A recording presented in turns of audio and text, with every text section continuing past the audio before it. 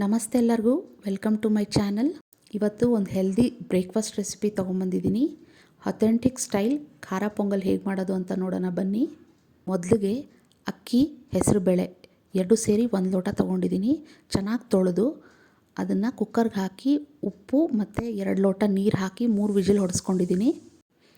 ಈ ಕಡೆ ಒಲೆ ಉರಿ ಹಚ್ಕೊಂಡು ಒಂದು ಪಾತ್ರೆ ಇಟ್ಕೊಂಡು ಅದಕ್ಕೆ 1-2 ಸ್ಪೂನ್ ತುಪ್ಪ ಹಾಕ್ಕೊಂಡು ಗೋಡಂಬಿನ ಚೆನ್ನಾಗಿ ಹುರಿದು ಸೈಡಲ್ಲಿ ಎತ್ತಿಟ್ಕೊತಾ ಇದ್ದೀನಿ. ಅದೇ ಬಾಣಲಿಗೆ ಒಗ್ಗರಣೆ ರೆಡಿ ಮಾಡ್ಕೊಳ್ಳೋದು. ಸಾಸಿವೆ, ಜೀರಿಗೆ, ಉದ್ದಿನಬೇಳೆ, ಕಡಲೆಬೇಳೆ ಹಾಕ್ಕೊಂಡು ಸ್ವಲ್ಪ ಕೆಂಪಗಾಗ್ತಿದ್ದಾಗೇ ಹಸಿಮೆಣ್ಸಿನ್ಕಾಯಿ, ಕರಿಬೇವು ಹಾಕ್ಕೊಂಡು ಚೆನ್ನಾಗಿ ಬಾಡಿಸ್ಕೋಬೇಕು. ಇದಕ್ಕೆ ಸ್ವಲ್ಪ ಅರಿಶಿನ, ಜಜ್ಜಿರೋ ಕಾಳುಮೆಣಸು ಮತ್ತು ತುರಿದಿರೋ ಶುಂಠಿನ ಹಾಕ್ಕೊಂಡು ಚೆನ್ನಾಗಿ ಕಲಿಸ್ಕೊಬೇಕು. ಇವಾಗ 1 ಲೋಟ ನೀರು ಮತ್ತು ಸ್ವಲ್ಪ ಹಿಂಗೆ ಪುಡಿ ಹಾಕ್ಕೊಂಡು ಕುದಿಯೋಕ್ಕೆ ಬಿಡಬೇಕು. ಇವಾಗ ನೀರು ಕುದಿಯೋಕ್ಕೆ ಬಂದ ತಕ್ಷಣ ಅಕ್ಕಿ ಮತ್ತು ಹೆಸರುಬೇಳೆ ಬೇಯಿಸಿಟ್ಟಿದ್ವಲ್ಲ ಅದನ್ನು ಸೇರಿಸ್ಕೋಬೇಕು. ಇದಕ್ಕೇ ರುಬ್ಬಿರೋ ಅಂಥ ಕಾಯಿನೂ ಅದನ್ನು ಹಾಕ್ಕೊಂಡು ಚೆನ್ನಾಗಿ ಕಲಿಸ್ಕೋಬೇಕು. ಇವಾಗಲೇ ರುಚಿಗೆ ತಕ್ಕಷ್ಟು ಉಪ್ಪು ಹಾಕ್ಕೊಂಡು ಚೆನ್ನಾಗಿ ಕಲಿಸ್ಕೊಬೇಕು. ಇನ್ನು ಕೊನೆಯದಾಗಿ ಕೊತ್ತಂಬರಿ ಸೊಪ್ಪು ಮತ್ತು ಹುರಿದಿಟ್ಟಿರೋ ಅಂಥ ಗೋಡಂಬಿ ಸೇರಿಸ್ಕೊಂಡ್ಬಿಟ್ರೆ ನಮ್ಮ ಟ್ರೆಡಿಷ್ನಲ್ ಖಾರ ಪೊಂಗಲ್ ರೆಡಿಯಾಗಿ ಹೋಗ್ಬಿಡುತ್ತೆ.